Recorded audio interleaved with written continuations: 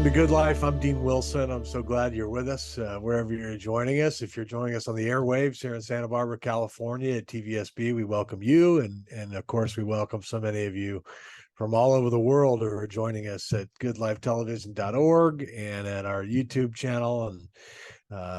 And then now, over the last few months, we've seen lots of you joining the podcast, which is great. So you can listen to all these interviews at Good Life Conversations is the name of the podcast. Any of the podcast platforms, you can find us there. And then we're also on all the social media platforms and everywhere else. So we're just glad you're with us. We're talking about the good stuff. We're talking with great people, great projects, great visions, great entrepreneurs, overcomers. We've had such a great lineup of wonderful guests over the last few years. And so we're glad that you're with us for the ride. I'm really excited about my guest today.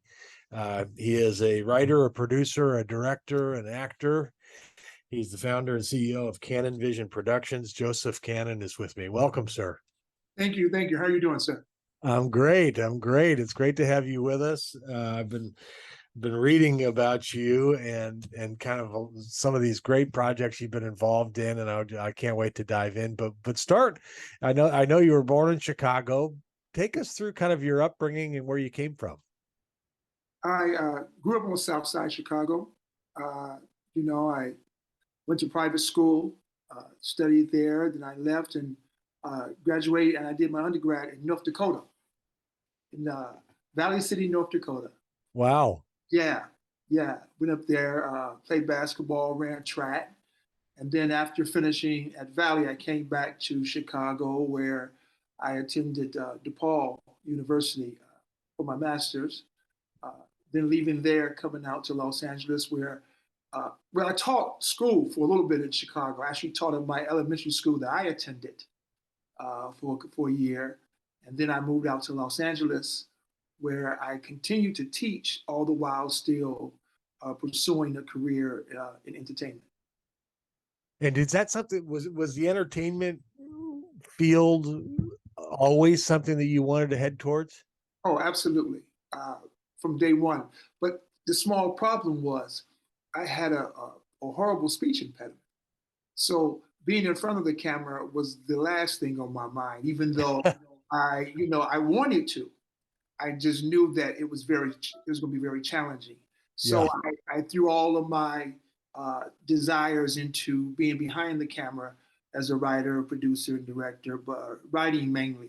So I was able to get my way through the door, get my foot in the door as a writer. Wow. Was there, when you were growing up, or was there somebody who inspired you in terms of the world of film, or was it just something you always had the bug to do? No, there was LeVar Burton from Roots and Star Trek Next Generation and The Reading Rainbow. I mean, it goes on and on. Yeah. He was known for a film, our version back in the day of Wakanda Forever for Roots. He starred in the miniseries Roots, where he played Kunta Kinte. Today's kids would view him as Wakanda, because that's the parallel between that film and today's audience. Right. But he was shooting the film. This is after he had finished. He became extremely successful and known for playing in Roots. They were shooting the film in Chicago, and it was right up the street for me. It was the Ron LaFleur story about a baseball player who was in prison, but he made his way to the major leagues after getting out of prison in Detroit. And so they were filming that in my neighborhood in Chicago, and I must have been about maybe 13, 14 years old. And I asked my grandmother, is it possible for me to go up the street to watch them shoot this? And she was very reluctant because her and my grandfather were very protective. We grew up in a very impoverished neighborhood, very dangerous neighborhood. So the last thing she wanted was for her grandson to be out in some place that was very dangerous. So she sent one of my cousins with me, and we went up there and we were watching them shoot this film. And LeVar Burton comes out of this bar on the corner, and he pointed at the crowd. Now, 13-year-old Joseph thought he pointed at me. Okay? And I felt then he passed me the baton. That's the thought. When he walked out and he pointed, It was as if he handed me the baton and said, now it's your turn. And I remember standing there and I was walking home like this with my hand just this way, as if a baton had been placed in my hand. And from 13 on, that was my inspiration. Wow. What a moment in time that was. Yes, yeah. Yeah, that's amazing. Thank you. So you go to LA, you start you're teaching, and then how did your journey start kind of in this Well, process? I was always writing, and I ended up at a school where a lot of the parents, unbeknownst to me, a lot of the parents were in the industry. So, sometimes God works in mysterious ways. Yeah. Yeah. And he put me in the throngs of people who were in the industry. And I would just sit and write. And while I'm doing my work, my schoolwork, I would also be in the classroom putting together, whether it was plays or movies or scripts. And one day a parent came in. Her husband, Charles Burnett, was one of the top directors in all of Hollywood at the time and still is. She came in to pick up her son's homework assignment. And I had my back to the desk. And I'm at the board writing some words on the board. And I pointed to my desk, says his homework is on the corner. She went to the other corner where my envelope with my script was in and picked that up. And she goes, oh, this looks like a script. I'm like, no, the other corner. She goes, are you a writer? I go, yes, I am. She goes, you mind if I read it? I still had no idea who her husband was or who she was. She read the script, came back, and her and her husband produced my very first play. And that began my foray into getting my work out there. And it was all by accident. It wasn't planned. I just had it on the desk. She came to pick up her son's homework, who was sick. I pointed over my shoulder, and I must have pointed in the wrong direction because she went or the right direction. I guess it's all about perspective. Right. Yeah. Wow. Yes. Wow. So let's get into this recent project. We got to have Ryan O'Quinn on maybe a year ago, I guess it was, and talking about Paul's Promise, and then we've tracked kind of the progress as has been launched, and it seems like it's gone incredibly well. And I know they've been all over the country, and you all have been. And had the premiere and the whole thing, and it's but there may be people watching that didn't get to see Ryan's interview talking about the movie. So maybe you could just kind of walk us through what is Paul's Promise, and how did you get involved? Paul's Promise is a story of a gentleman named Paul Hodefield Sr. He's from North Little Rock, Arkansas. And back in the late 50s and early 60s, he was a fireman. But he also happened to be a person who I like to say was torn between his faith, between doing what was right, and he had elements of bigotry, and during that time period in Arkansas, everything was very segregated. Though the film is set in '67, the incident that the film is basically about actually took place in 1957, and it was during the Little Rock Nine crisis, when the 9 Black students were escorted into Central High School uh, to try to break segregation. And my character, Jimmy Lipkin, comes upon his childhood friend, Paul Hodefield Sr. They hadn't seen each other since they were kids, and they both were there at this historical moment. And Jimmy's thinking, because he knew Paul as a young man, that he was there to support these 9 students integrating this high school. But in actuality, he was there as a fireman with some of his other fireman friends who thought differently because of the time period. And they were actually there to oversee in case there were some problems. And they were there with water hoses and things of that sort, just in case things were to get kind of out of hand. Unbeknownst to Jimmy, he walks over to Paul thinking this is his good friend. It was great to see him. He reaches out his hand to ask him how he's doing, how his mom's doing. And Paul pretended like he didn't know who Jimmy was. Mm. He was aware of the fact that all of his fireman friends were watching, and they thought differently than young Paul did. And so Paul was torn between doing what was right and what was popular. And in this particular case, he chose to do what was popular at the time. And the story goes on. When you speak to Paul Hodefield Jr., you find out that that day his father goes back into the fire station and he becomes extremely ill because he felt so horrible about his behavior that he goes home and he tells his wife, Barbara, that he would never, ever be that person again. And that was actually the beginning of his conversion. It was a 10-year journey, but that moment was the start of him seeing things differently, of following the way of Christ, having a more open and giving heart. So that's where the journey began. And the film follows that. It also follows the praying mother, played by the amazing Linda Pearl. Yeah. And she was just fantastic in the role of Minnie Hodefield. And she would pray for Paul, and hoping that, because she knew, this mother knew that there was something better in her son than what he was exhibiting.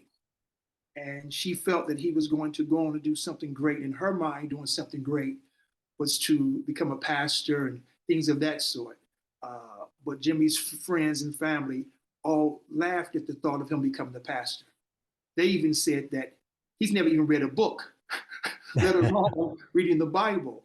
But she always said that don't give up hope, don't give up faith. She truly believed that it was never too late to change her heart. Wow.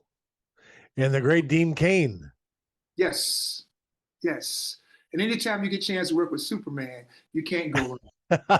That's right. Yeah, he was fantastic. He played the captain of the fire station, and in true Dean fashion, he wasn't one of the men who were racist. He was actually, trying to see things in the proper way. So that was very cool to have him there, and he did an amazing job. And yeah, what a great group! We've got to have Dean on this program, and of course Linda Pearl is a legend. I mean, it is unbelievable the stuff that she has done in her career, and then the O'Quinns, Ryan and Heather, Damascus Road, and you.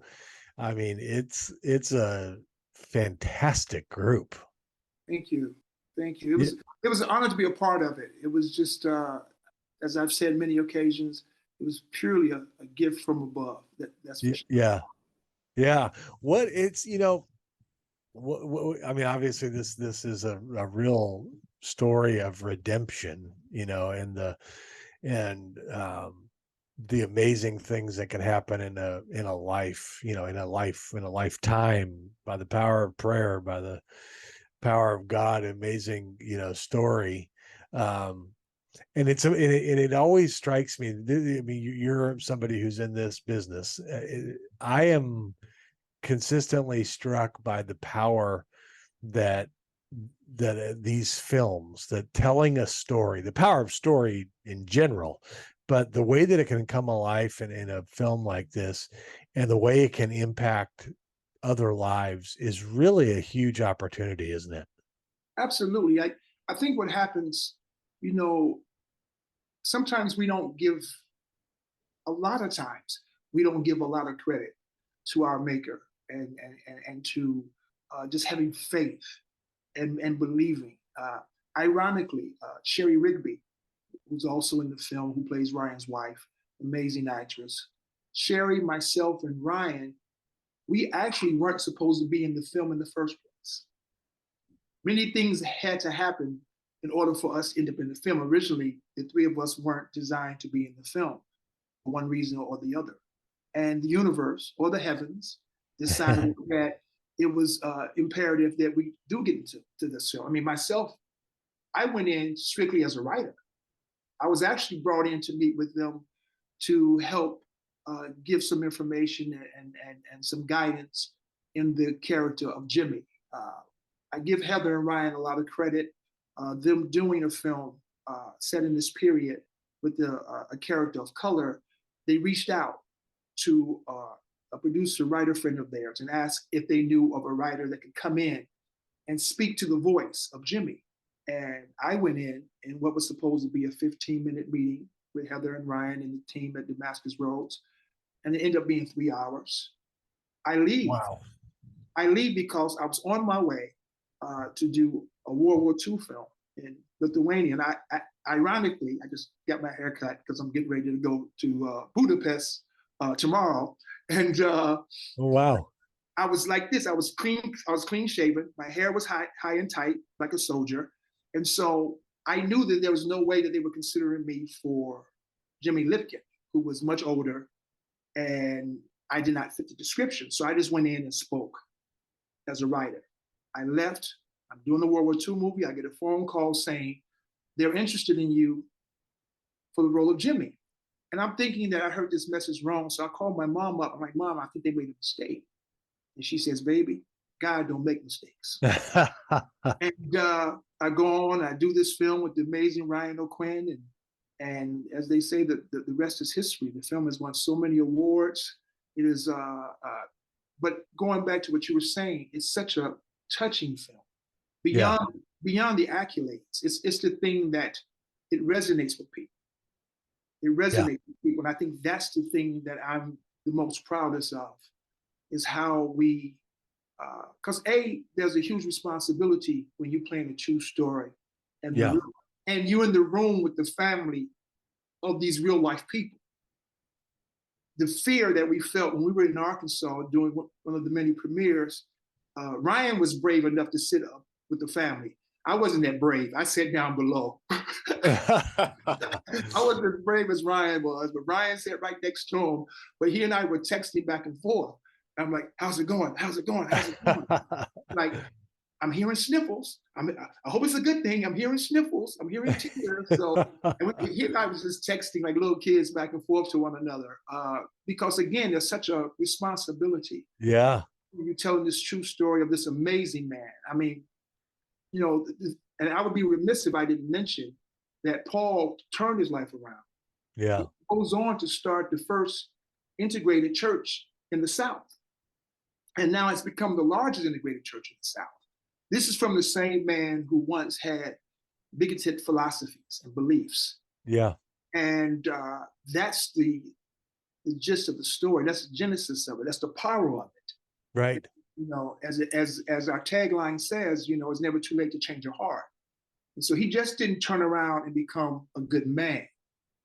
He became such, even to this day, when we were down there, the people that he has touched, everyone's walking up to us telling us stories about Brother Paul. And it is just such an honor. I am so thankful that I was able to be part of this amazing movie and the legacy of Paul Holderfield and Jimmy Lipkin and his family as well. It's not often you get to play a role like this. And, you know, even back way before I was able to get in front of the camera, I always watched certain roles and thought to myself, those are the ones I would like to play. But you think the Denzels and the Morgan Freemans and the Samuel Jacksons, all the big names would get these types of roles. And for the Lord to see fit to hand this to me, I'm just over the moon.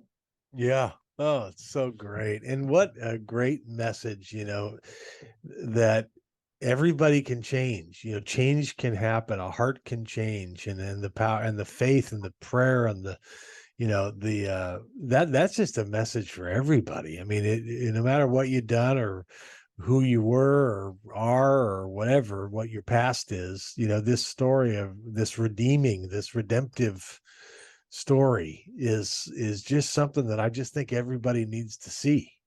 And I think we sometimes forget how powerful that is. Yeah. We try to, you know, as my parents and grandparents would say, and I'm sure many families have heard this before, let go, let God. Yeah. And that's what was drilled in my head. And so I just let go of things and I put that faith out there, and things happen. I mean, you know, here I am, I'm a kid that was stuttering horribly, Yeah. horribly. But then I saw actors like James Earl Jones and singers like Mel Tillis, and I followed their story and how they were able to overcome it. And then I kind of followed them and learned how did they get around it. And then that helped me to give me the courage to get past. And then, of course, as a teacher, I'm sitting in front of a class. So I'm practicing every day. Right. You know, so that gave me the courage to be in front, and then opportunities happen, and I've just been blessed. As I said earlier, I'm literally heading to Budapest. Just went to the barber to shave and everything else to get ready to go play this spy thriller. So Wow. yeah, it's That crazy. is, and let me ask you this question, just in terms of your life, because it sounds to me like maybe you had one of those praying mothers, or so what on your own journey, and because I know I read a little bit of your story. I think there's been some, since we're talking about Hollywood, there's been some plot twists Yes. in your own life, and we've all been through stuff. But talk about your own kind of your personal story, and how the power of prayer, the faith, has kind of brought you through some stuff. Uh, yeah, I had some things happen to me with my daughter, who Yeah. was abducted years ago, back in 2008, and I was part of getting the first child abduction law passed in the history of America, named after her and a young boy, Larry Sinclair Jr., the Sinclair Cannon Child Abduction Prevention Act. And I tell the story about how uh, when you are searching for your missing child for years, 6, 7, 8 years, and then you somehow or another find him, living in a foreign country, using a fake name taken from a graveyard tombstone. Uh, there was nothing but faith that got me through that. When I spoke to people and they asked me, how did you make it through this tragedy, this challenging times? I said, the faith that was instilled in me as a child, the faith that was challenged when my daughter was taken, but it never wavered. And so I said, if I could find my kid living in a foreign country using a fake name stolen from a graveyard tombstone, do you think I'm worried about Hollywood? I'm worried about anything in life. And so I always tell that story when I talk to people who may be wavering. And yes, everyone's pain is different, everyone's sacrifice and hurdles are different. But I think we all have those moments where our roads are challenged. And now then we have to decide, do we take the path of doubt? Because sometimes when things don't go our way, that's when we question God. That's when we question someone bigger than ourselves. Instead of Mhm. instead of the opposite. And that's what my grandparents taught me. That when things go wrong, a lot of people go, "Oh God, why did this happen? Why did this happen?" Instead of thinking, "Okay, there's a reason for this. I may not know why, but I will be led through it." And that's always been my mantra. I mean, I can't take credit. All my grandmother, my grandfather, no doubt. It's 100% those two that really instilled that in myself and my mom, and passed it down to me and my sisters. And I've been able to incorporate that into my life. So when that incident occurred, I just knew that there was a reason for me to be out here. And I thought maybe initially it was for Hollywood, but then I realized there was something else. And so I tried to combine those two worlds.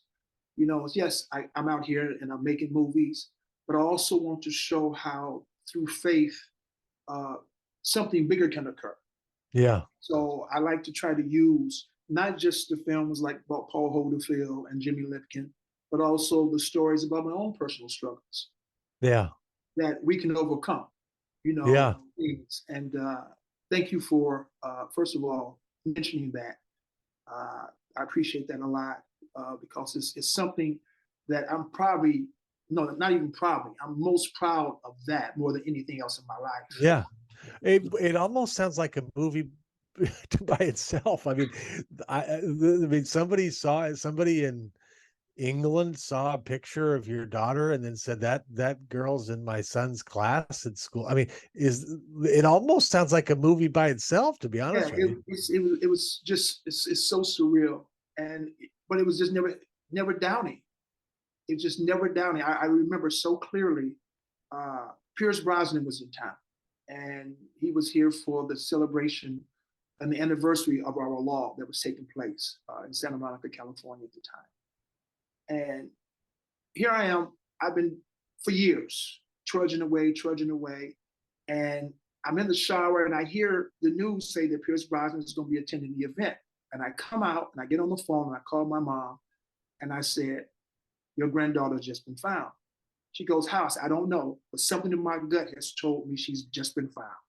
So I go down to the event, meet with Pierce, we speak, we take pictures. This photographer takes those very pictures of me and Pierce, puts it in the Irish newspaper. A woman on vacation to Scotland is in the airport. When she sees this Irish newspaper, sees the picture of my daughter, and recognizes her as a little girl in her son's class in Liverpool, England. That's how she was found. And my gut, just hearing Pierce's name says, my child is found. And I don't know why I thought that. It just goes back to what we were saying earlier about that constant belief. Oh my goodness. Praying. Yes. Unbelievable. Thank you.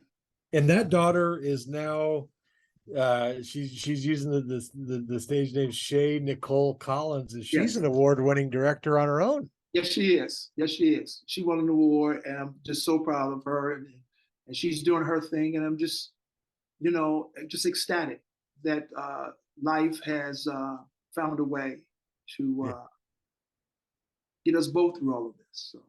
Yeah. Oh, I'm so proud to know you. What a story. Josef Cannon, everybody. CannonVision Productions, writer, producer, director, actor, dad, incredible guy. Thank you, sir. Safe travels. Thank you so much. Thank you for having me. And, I appreciate you getting the team from Paul's Promise. Not just on your show, but just the other people that you've interviewed over time. It's just, I've watched and I've gone back and I've seen what you do, and it means a lot. I'm sure not just to me, but to everyone who's had an opportunity to be interviewed by you. So, thank you very much. That means a lot. I appreciate it. Thank you, sir.